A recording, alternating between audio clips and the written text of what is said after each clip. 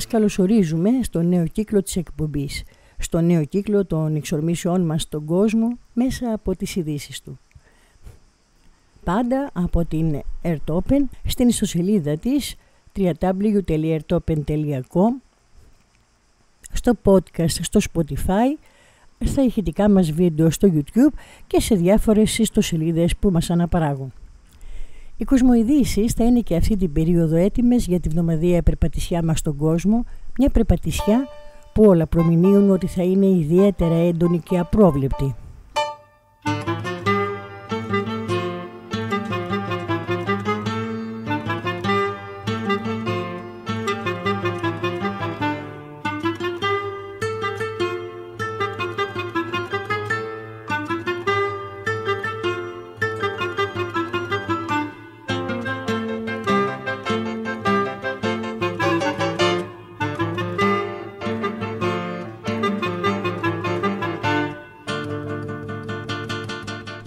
Λένε ότι μια εικόνα αξίζει όσο 1000 λέξεις.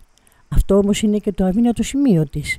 Η εικόνα είναι απόλυτη, καταιγιστική, αδιάσυστη, απευθύνεται κυρίως στο θυμικό και γι' αυτό με τον κατάλληλο χειρισμό γίνεται δογματική.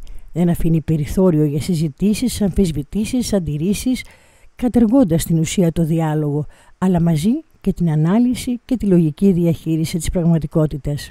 Γιατί η εικόνα είναι πάντα αισθητική απεικόνηση μιας στιγμής, χωρίς παρελθόν και μέλλον, αιτία και αποτέλεσμα, μεταβολή και εξέλιξη. Σε έμπειρα χέρια γίνεται ο τέλειος μηχανισμός μαζικής πλύσης εγκεφάλου και δημιουργίας μιας τεχνικής πραγματικότητας, που ακόμα κι αν όλοι ξέρουμε ότι είναι πλαστή, εξακολουθούμε να λιποθούμε. Όσο αυτό τρέφεται συνέχεια από τα κατάλληλα και έμπειρα χέρια που λέγαμε και πριν, με όλο και πιο καινούργιες εικόνες πλασματικής πραγματικότητας, τόσο περισσότερο εδραιώνεται και η συνέχιση του κυνηγιού ενός άπιαστου ονείρου και αποτελεί πια το μοναδικό σκοπό ακόμα και για ολόκληρες κοινωνίες, αντικαθιστώντας με αυτό το κυνήγι τον αγώνα για την πραγματική ζωή.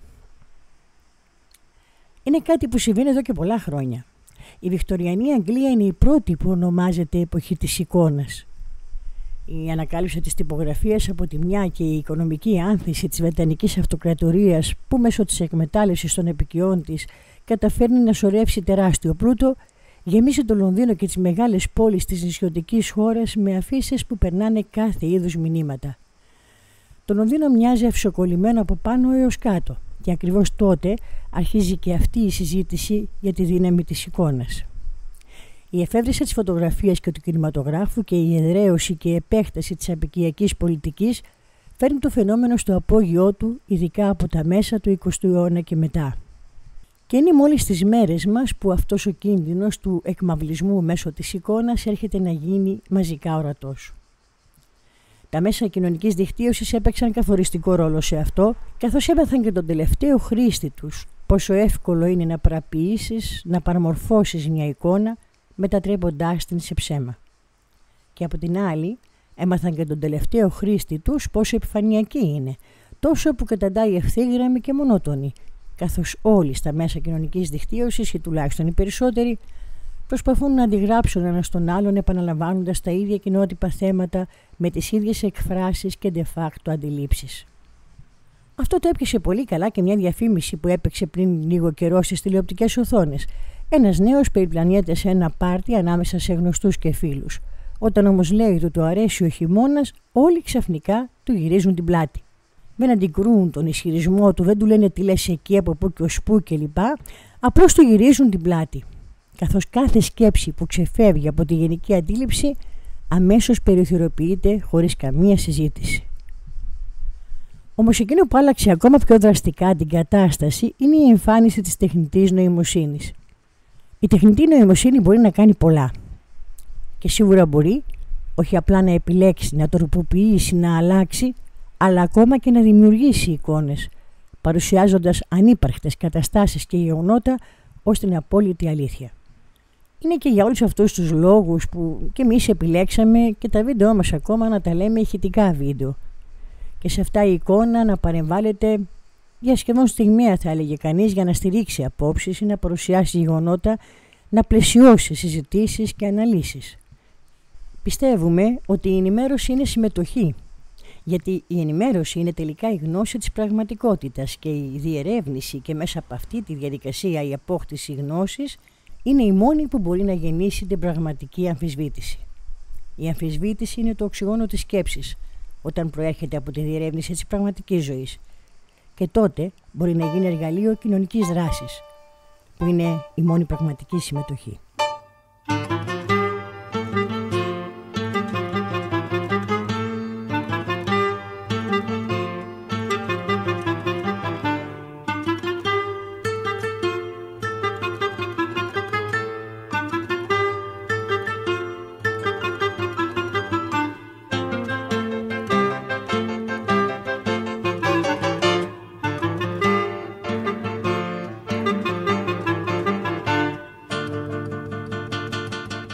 Σήμερα η εκπομπή μας θα έχει τη δομή συναυλίας. Έτσι όπως τις συναυλίες τις ανοίγουν λιγότερο γνωστοί καλλιτέχνες ή συγκροτήματα, έτσι και εμείς θα ξεκινήσουμε με ειδήσεις που δεν απασχόλησαν τα μέσα ενημέρωσης και θα περάσουμε μετά στις πιο κεντρικές. Ξεκινάμε λοιπόν με το Βιετνάμ, καθώς τη βδομάδα που πέρασε και συγκεκριμένα στις 19 του μήνα, το Βιετνάμ γιόρτασε την Επανάσταση του Αυγούστου, όπως ονομάζεται. Η Επανάσταση του 1945 στο Βιετνάμ ήταν μια πανεθνική εξέγερση υπό την ηγεσία των Βιετ Μίνχ, του κινήματος ανεξαρτησίας, με επικεφαλής τον Χο Τσι Μίνχ. Κατά τη διάρκεια του Αυγούστου, οι Βιετ Μίνχ κινητοποίησαν χιλιάδες αγρότες, εργάτες και φοιτητές σε μαζικές εξεγέρσεις σε όλη τη χώρα. Οι διαδηλώσεις και οι καταλήψεις διοικητικών κτηρίων εξαπλώθηκαν γρήγορα από τις αγροτικές περιοχές της πόλης, αποδυναμώνοντας την απικιακή διοίκηση. Η γαλλική απικιακή δύναμη, απονομιμοποιημένη και αποδυναμωμένη από την Ιαπωνική κατοχή, καθώς από το 1940 στη χώρα επιβλήθηκε ιαπωνικός στρατιωτικός έλεγχος, δεν μπόρεσε να συγκρατήσει την προέλαση των ανταρτών, με αποτέλεσμα το κίνημα ανεξαρτησίας να αποκτήσει νομιμότητα και εδαφικό έλεγχο μέσα σε λίγες εβδομάδες. Στις 19 Αυγούστου λοιπόν οι Βιετ Μίνχ κατέλαβαν το Ανόη και τελικά στις 2 Σεπτεμβρίου του 1945 ο Χο Τσι Μίνχ διακήρυξε την ανεξαρτησία της λαϊκής δημοκρατίας του Βιετνάμ στην πλατεία Πα Ντίν του Ανόη. Η Γαλλία ωστόσο προσπάθησε να αποκαταστήσει την απικιακή κυριαρχία της και αυτό οδήγησε στο ξέσπασμα του πρώτου πολέμου της Ινδοκίνας τον Δεκέμβριο του 1946. Τη συνέχεια την ξέρουμε όλοι. Ήταν ένας τιτάνιος αγώνας του λαού του Βιετνάμ που κράτησε δεκαετίες και δέχτηκε και την αμερικανική εισβολή, αλλά κατέληξε απόλυτα νικηφόρος για το Βιετνάμ στις 30 Απριλίου του 1975 με την κατάληψη της Σαϊγκόν και την εκδίωξη των αμερικανικών στρατευμάτων.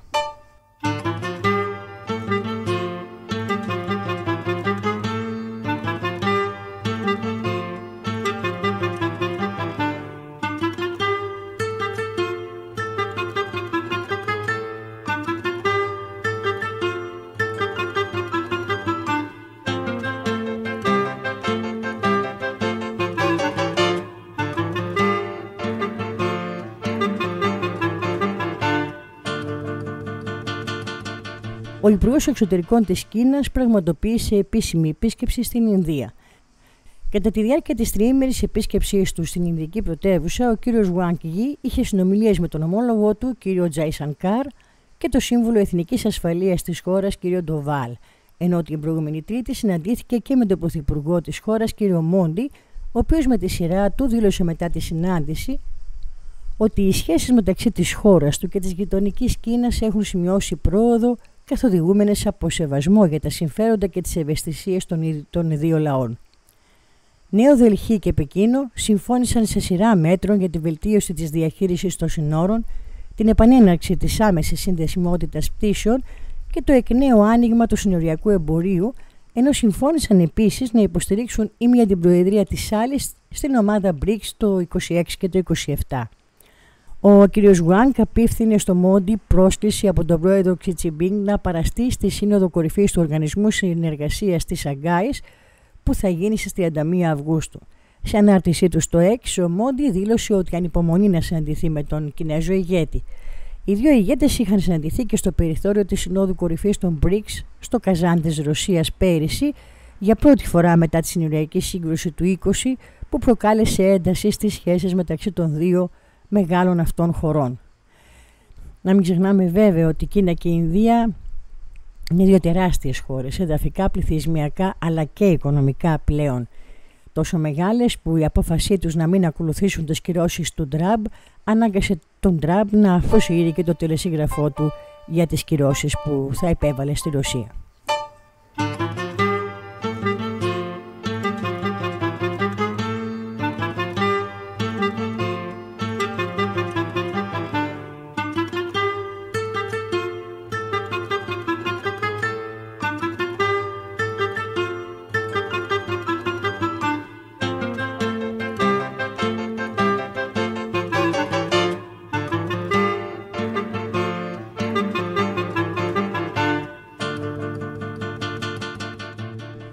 Ένας άνθρωπος νεκρός, δεκάδες περιουσίες καταστραμμένες, 454.000 στρέμματα γης στάχτη. Η Ελλάδα μετράει άλλη μια μαύρη χρονιά πυρκαγιών, με καταστροφές που οι περισσότερες εντοπίζονται σε Χίο, Πρέβεζα, Αττική και Κορινθία. Το μεγαλύτερο κομμάτι που έχει καεί μέχρι στιγμής είναι στη Χίο, με 2 πυρκαγιές των 70 και 40.000 στρεμμάτων, συνολικά 110.000 στρέμματα, ένα πολύ μεγάλο ποσοστό, πάνω από το 15% της έκτασης του νησιού. Πολύ μεγάλη πυρκαγιά στην περιοχή της Πρέβεζας, στην περιοχή της Αττικής, στην Κερατέα, στην Κορινθία, με τη μεγάλη πυρκαγιά που είχαμε στην περιοχή του Φενεού, αναφέρει ο Διευθυντής Ερευνών του Εθνικού Αστεροσκοπείου Αθηνών, Κώστας Λαγουβάρδος. Στο σύνολο τώρα της Ευρωπαϊκής Ένωσης, οι καμένες εκτάσεις μέχρι τις 19 Αυγούστου προσεγγίζουν συνολικά τα 9 εκατομμύρια στρέμματα. Εμείς θα απευθύνουμε 2 ερωτήματα στους κρατούντες και υπεύθυνους. Την ώρα λοιπόν που η Ευρώπη καίγεται, όλοι μιλάνε για κλιματική αλλαγή που προκαλεί ή επιδεινώνει τέτοια φαινόμενα, ακόμη από την Ευρώπη για μετάβαση στην πολεμική βιομηχανία, και μάλιστα ήδη αποφασίστηκε να πρικιστεί αυτή η μετάβαση με 800 δις ευρώ. Για να κάνουμε τι? Να δημιουργήσουμε όπλα που θα κάψουν ακόμα περισσότερες εκτάσεις. Αντί δηλαδή να μιλάμε για μέτρα πυρόσβεσης, δημιουργία πανευρωπαϊκού σε εισαγωγικά στρατού για το σβήσιμο των πυρκαγιών, οι ηγέτες της Υπήρου που δεν μπορεί να προστατέψει ούτε τους κατοίκους της, ούτε τις περιουσίες τους, ούτε καν τα δάση της, συζητάνε μέτρα για το πώς να συνεισφέρουν ακόμα περισσότερο στην καταστροφή της. Και ο Έλληνας Πρωθυπουργός με περισσή θρασίτητα μας διακηρύσει ότι και βέβαια δεν μπορούν να αναδασωθούν όλες οι καμένες εκτάσεις. Και πάνω στην κουβέντα μας δίνει και το στόχο. Θα γίνουμε η μπαταρία της Ευρώπης. Όταν πριν κάποιες δεκαετίες μας είπαν ότι θα γίνουμε οι σερβιτόροι της Ευρώπης, και αυτό τότε ακούστηκε καλό στα αυτιά κάποιων, το αποτέλεσμα ήταν η καταστροφή του φυσικού πλούτου και της ομορφιάς της χώρας.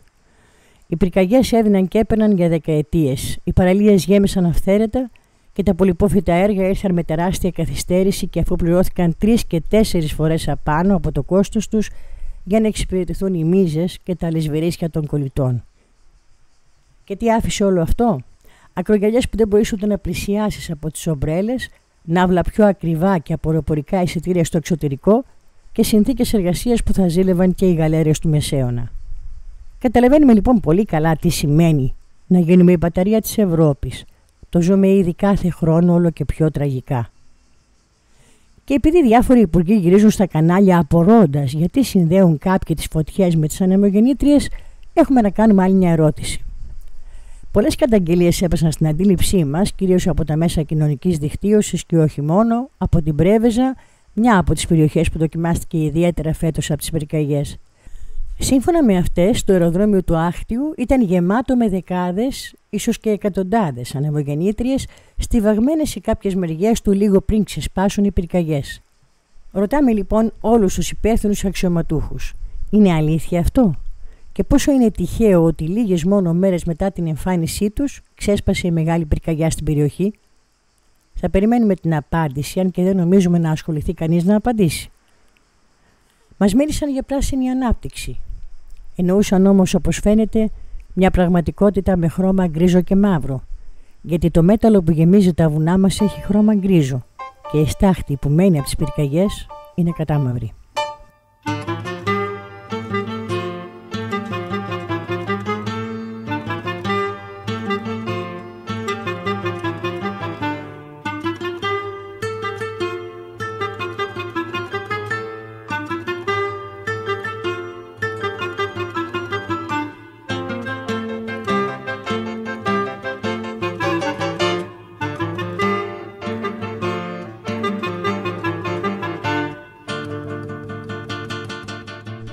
Και βέβαια το ενδιαφέρον εξακολουθεί να μονοπολεί στην ενημέρωση το ιδιαίτερα γεμάτο τριήμερο 15 με 18 Αυγούστου.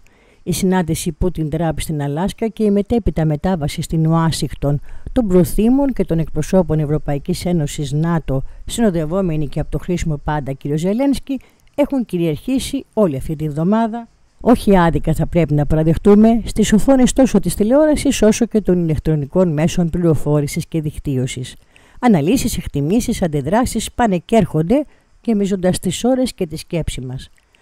Με τον ένα ή τον άλλο τρόπο οι περισσότεροι συμφωνούν, είτε τους αρέσει είτε όχι, ότι ο πόλεμος στην Ουκρανία έχει ήδη κριθεί και η Ρωσία είναι η νικήτρια, οπότε μπορεί και θα επιβάλλει τους όρους της. Η συζήτηση έχει λοιπόν μετατοπιστεί. Όχι τόσο στο αν μπορούν να μην γίνουν δεκτοί αυτοί οι όροι, αλλά σε δύο κυρίως ζητήματα. Ποια κατάσταση διαμορφώνουν στο μεταπολεμικό τοπίο της Ευρώπης και της παγκόσμιας γεωπολιτικής και πώς μπορούν να πλασαριστούν ώστε να μην δημιουργήσουν μεγάλες ρογμές στο υπάρχον πολιτικό σκηνικό της Ευρώπης. Ως προς το δεύτερο ζήτημα, η Ρωσία δεν φαίνεται να θέλει να αναμειχθεί. Παρακολουθεί, σίγουρα κάνει τις δικές της εκτιμήσεις και προβλέψεις και προετοιμάζεται για τις εξελίξεις. Δίνει ταυτόχρονα το μήνυμα ότι μέχρι ένα βαθμό είναι διατεθειμένη να παίξει το παιχνίδι της εικόνας για την οποία μιλάγαμε και στην αρχή. Μια πιθανή κοινή φωτογραφία Πούτιν και Ζελένσκι δείχνει να είναι αυτή τη στιγμή το μοναδικό σημείο το οποίο ζητάνε οι περίφημες ευρωπαϊκές ελίτ, τίποτα όμως δεν λέει ότι θα το πετύχουν έστω και αυτό. Οι ίδιες οι ευρωπαϊκές ελίτ μοιάζουν να παίζουν τα ρέστα τους. Σε μια παρτίδα επιβίωσης οι μπλόφες καταρρίπτονται και τα χαρτιά ανοίγονται στο τραπέζι. Και το μόνο που μένει είναι τα απανωτά καπέλα από χρέη. Πρώτα από τις κυρώσεις και τα αυτοσαμποτάζ τύπου Nord Stream, που κατέστρεψαν την αγροτική παραγωγή και έδιωξαν και τις τελευταίες μεγάλες παραγωγικές μονάδες από την Ήπειρο. Μετά με τα αλλεπάλληλα πακέτα βοήθειας, δηλαδή στρατιωτικού οπλισμού προς το καθεστώς του Κιέβου, που αφέθηκε ανεξέλεγκτο να τα σπαταλάει, γεμίζοντας τα πεδία των μαχών με τα κουφάρια των κατεστραμμένων σύγχρονων δυτικών υποτιθέμενων υπερόπλων, τη χώρα πληρωμένους μισθοφόρους με τη σβάστικα χτυπημένη τατού στα χέρια και τη διοίκηση του κράτους γεμάτη με τυχοδιώχτες μιζαδόρους που κυνηγάνε την αρπαχτή. Και τέλος τα αλλεπάλληλα χρέη για πολεμικές δαπάνες σε όλους τους Ευρωπαίους πολίτες.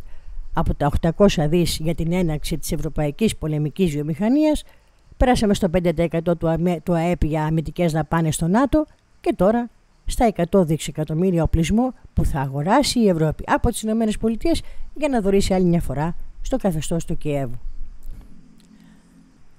Απανωτά τα αμέτρητα καπέλα χρέους το ένα πάνω στο άλλο, που βαραίνουν πια για τον ίδιο αριθμό αμέτρητων χρόνων τις μελλοντικές γενιές της Υπήρου. Τώρα που η παρτίδα τελειώνει, οι κεντρώες ευρωπαϊκές ελίτ μένουν με έναν υπερατλαντικό σύμμαχο, που ο παδερφός μοιάζει πια μακρινός συμπέθερος να κλείνει πονηρά το μάτι στην ανερχόμενη ακροδεξιά της Ευρώπης, όσα ευχαριστώ και αμψελίζουν στον Τραμπ οι κεντρώοι ηγέτες μας. Αυτή την ακροδεξιά ή η νέα δεξιά επί το ευρωπαϊκότερον, που προσπάθησαν να εξωστρακίσουν οι κεντρώες ευρωπαϊκές ελίτ, συμμαχώντας ότι η ηρωνία με τους φασίστες Ναζί του Κιέβου και τα εγγόνια των Ναζί εγκληματιών πολέμου της Εστονίας.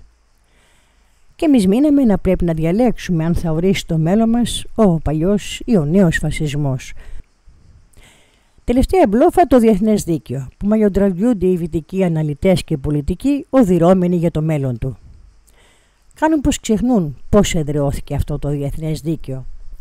Γιατί ήταν πάνω στα συντρίμμια του Δεύτερου Παγκοσμίου Πολέμου, που ο κόκκινος στρατός έμοιαζε ανίκητος να προελάβει στην Ευρώπη ελευθερώνοντας, ναι ελευθερώνοντας τη μια χώρα μετά την άλλη, όταν οι υπόλοιποι δυτικοί αποφάσισαν να μην τον αφήσουν μόνο του στην Ευρωπαϊκή Ήπειρο και επιχείρησαν την απόβαση στην Νορμανδία για να πολεμήσει τον ίδιο τιμένο στρατό, τον Ναζί. Και πάνω σε αυτά τα συντρίμμια αναγκάστηκαν να πάνε στη Γιάλτα και να κάτσουν δίπλα στο Στάλιν, συνομιλώντας με τους Σοβιετικούς που μέχρι πριν τον πόλεμο τους είχαν επιστήθει ως εχθρούς και δεν καταδέχονταν ούτε να τους αναγνωρίσουν καλά-καλά. Αναγκάστηκαν όμως να πάνε στη Γιάλτα και εκεί να συμφωνήσουν στο σχεδιασμό, τους κανόνες και τους όρους αυτού που σήμερα ονομάζουμε διεθνές δίκαιο. Γιατί ναι, η ιστορία γράφεται από τους νικητές και γράφεται με θυσίες και αίμα. Γιατί στο Δεύτερο Παγκόσμιο Πόλεμο εκείνο που νικήθηκε είναι η λογική της εκμετάλλευσης λαών από λαούς, ο ιμπεριαλισμός, η επικιοκρατία και ο μιλιταρισμός στη χειρότερη αλλά και πιο ξεκάθαρη μορφή τους, όπως την εξέφρασαν οι φασιστοναζί της εποχής. Τι έκαναν οι Δυτικοί αμέσως μετά τον πόλεμο? Ξεκίνησαν χωρίς καθυστέρηση να κουρελιάζουν κάθε συμφωνία και έννοια δικαίου. Ακόμα και τη συμφωνία που οι ίδιοι υπέγραψαν στη Γιάλτα την περιγέλασαν, μιλώντας για μοίρασμα του κόσμου και περιγράφοντας φεδρές εικόνες, όπως το μοίρασμα του κόσμου πάνω σε ένα άδειο πακέτο από τσιγάρα, στο οποίο ζωγραφίστηκε πρόχειρα ένας χάρτης της Ευρώπης. Μετά επινόησαν το σιδηρούν παραπέτασμα, με πρώτη αναφορά σε ομιλία του Τσόρτσιλ το Μάρτιο του 1946. Το μαρκαθισμό στη συνέχεια και το κυνήγι μαγισσών στην τέχνη και την έκφραση και το ξέσκισμα στην κυριολεξία κάθε έννοιας διεθνούς δικαίου, με πολέμους, παρεμβάσεις, βίαιη επιβολή αλλαγής καθεστώτων, δολοφονίες ηγετών και το βουνουτού να αλωνίζει τον κόσμο, επιβάλλοντας όρους καταστροφής των οικονομιών κατά το δοκούν και δημιουργώντας περισσότερα θύματα από ό,τι και οι πόλεμοι. Μόνο στην Ελλάδα, να θυμηθούμε, τα πρώτα χρόνια του μνημονίου είχαμε πάνω από 15.000 επιβεβαιωμένες αυτοκτονίες. Αυτό το αποτελειωμένο και απαξιωμένο εδώ και χρόνια διεθνές δίκαιο είναι που μπαίνει πράγματι αυτή τη στιγμή στη διαπραγμάτευση. Όχι υποκριτικά όπως το εννοούν οι Δυτικοί, αλλά σαν μια πραγματική αναγκαιότητα μιας νέας δομής στις παγκόσμιες σχέσεις που αρχίζει να αποκτά αρχές και θεσμούς. Αν και είναι ακόμα νωρίς, έχουν ήδη διαφανεί οι προθέσεις, αλλά και η πορεία που αναμένεται να πάρει αυτή η καινούργια δυναμική.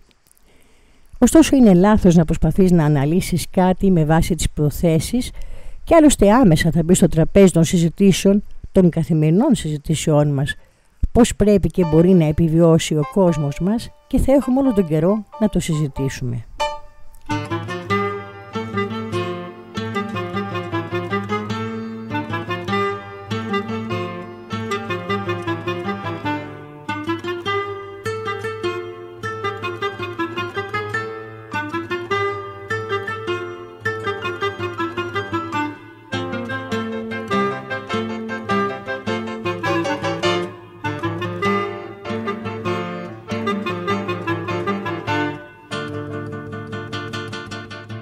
Όπως ετοιμάζονταν αυτή η εκπομπή, ήρθε και η είδηση για εισβολή του Ισραηλινού στρατού στη Γάζα. Την αναγγέλει και ο ίδιος ο Νετανιάχου, λέγοντας ότι θα πάνε να διαλύσουν τη Χαμάς και παρομοιάζοντας την Παλαιστινική οργάνωση με τα γερμανικά SS. Άσχετα με τη γνώμη τη δική μας ή και του καθένα για τη Χαμάς, το να μιλάει ο μακελάρης ενός ολόκληρου λαού, αυτός που καταδίκασε στην πείνα τα παιδιά των Παλαιστινίων και να κατηγορεί άλλους για SS, είναι μια αποτρόπαιη εικόνα της εποχής μας. Την ξέρουμε πια, την κεμπελίστικη προπαγάνδα, που έχει σαν αρχή της όσο μεγαλύτερο το ψέμα, τόσο πιο εύκολα πιστευτό. Όμως έχουν πια σωρευτεί πολλά ψέματα. Τόσο πολλά που έχουν χάσει τη δυναμική τους και κάτω από το σωρό τους δεν είναι ικανά πλέον να κρύψουν την αλήθεια, αλλά μόνο να θάψουν τους ίδιους τους δημιουργούς τους. Στη Γάζα σήμερα μπορεί να γινόμαστε μάρτυρες της τελευταίας πράξης του δράματος των τελευταίων 22 μηνών. Όταν θα πέσει η αυλαία, ωστόσο, θα έχουμε όχι μόνο να μετρήσουμε θύματα και συντρίμμια, αλλά και τη συνεισφορά του καθενός μας στην πλευρά που διάλεξε να σταθεί και κυρίως στην καινούργια ημέρα που θα ανατείλει και θα φέρει πάλι τη ζωή και μαζί της τον αγώνα για τη διατήρηση και τη βελτίωσή της. Έναν αγώνα που δεν τελειώνει ποτέ παρά μόνο νικηφόρος.